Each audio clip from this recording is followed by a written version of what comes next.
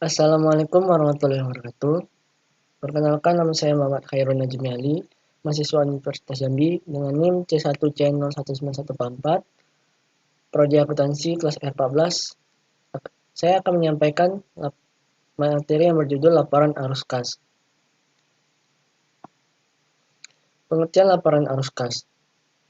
Laporan keuangan arus kas atau cash flow statement memiliki pengertian sebagai laporan keuangan yang menyajikan informasi tentang penerimaan dan pengeluaran kas suatu perusahaan selama suatu periode.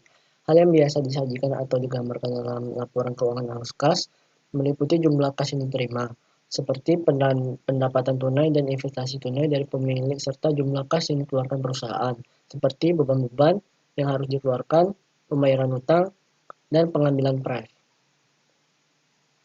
Tujuan dari laporan arus kas ini adalah untuk memberikan informasi mengenai sumber penggunaan, perubahan kas, dan setara kas selama suatu periode akuntansi. Informasi ini disajikan untuk pertanggungjawaban dan pengambilan keputusan di masa yang akan datang. Di samping itu, laporan arus kas juga menyajikan laporan historis. Informasi historis yang diberikan mengenai perubahan kas dan setara kas dari suatu perusahaan melalui laporan arus kas yang mengklasifikasikan kas berdasarkan aktivitas operasional, aktivitas pendanaan atau financing, dan aktivitas investasi selama satu periode akuntansi. Ruang lingkup. Ruang lingkup dari laporan arus kas adalah suatu kegiatan menyusun laporan arus kas sesuai dengan kaidah dan persyaratan tertentu yang kemudian menyajikan laporan tersebut sebagai bagian tak terpisah dari laporan keuangan untuk setiap periode penyajian laporan keuangan. Ruang lingkup penyusunan laporan arus kas ini berlaku bagi seluruh satuan organisasi atau perusahaan yang disebutkan di dalam peraturan perundang-undangan, termasuk di dalamnya organisasi dalam lingkungan pemerintahan pusat maupun daerah. Namun ada juga beberapa perusahaan daerah, negara atau daerah yang tidak wajib menyusun laporan arus kas, di mana perusahaan tersebut harus diatur tersendiri dalam standar akuntansi keuangan yang dikeluarkan oleh Ikatan Akuntansi Indonesia. Manfaat laporan arus kas. Informasi arus kas berguna sebagai indikator jumlah arus kas pada masa yang akan datang, serta berguna untuk menilai kecermatan atas transaksi arus kas yang telah dibuat sebelumnya. Laporan arus kas juga menjadi alat pertanggungjawaban arus kas masuk dan arus kas keluar selama periode pelaporan. Apabila dikaitkan dengan laporan keuangan lainnya, laporan arus kas memberikan informasi yang bermanfaat bagi pengguna laporan dalam mengevaluasi perubahan kekayaan bersih atau ekuitas dana suatu entitas pelaporan dan struktur keuangan pemerintahan termasuk likuiditas dan solvabilitas. Komponen laporan arus kas. Arus kas dari kegiatan operasi. Arus kas dari kegiatan operasi adalah arus kas yang berasal dari transaksi yang berasal dari kegiatan itu sendiri.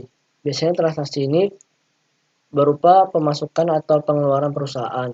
Contohnya adalah transaksi yang mencakup penerimaan uang dari konsumen, pembayaran utang, gaji karyawan, pelunasan pajak, dan lain sebagainya.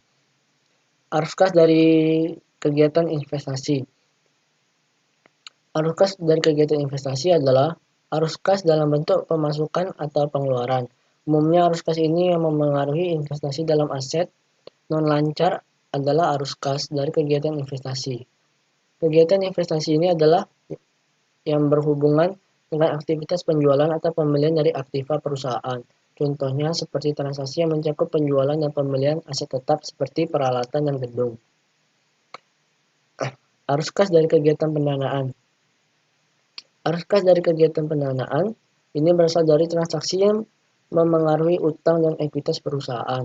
Hal ini umumnya transaksi yang mencakup penerbitan atau penghentian surat berharga ekuitas dan hutang. Contohnya adalah penjualan obligasi, pembayaran dividen, emisi saham, dan pelunasan kredit dari bank.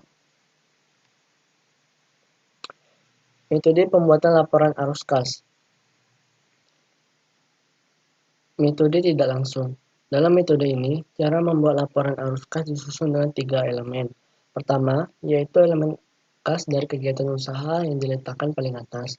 Setelah itu elemen arus kas yang berasal dari kegiatan investasi dan arus kas dari kegiatan pendanaan. Untuk membuat laporan arus kas, ada dua sumber data yang dibutuhkan, yaitu laporan laba rugi dari periode yang sedang berlangsung, dan yang kedua, neraca periode dari periode yang sedang berlangsung dengan neraca periode sebelumnya.